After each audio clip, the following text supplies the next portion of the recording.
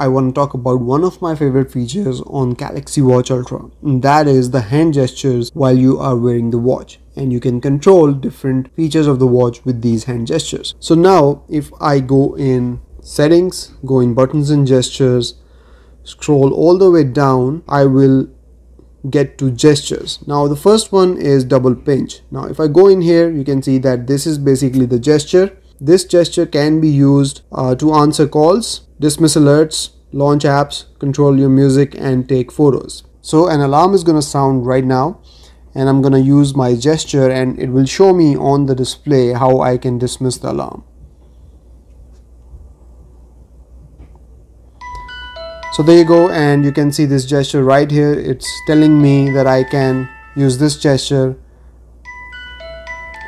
to turn off the alarm. So you have to do it properly because otherwise the watch will not register it. So make sure that you are making a proper gesture. Next up we have shake to dismiss. So you can shake your wrist like this to dismiss different features, like you can decline incoming calls or dismiss alerts such as alarms and timers and reminders.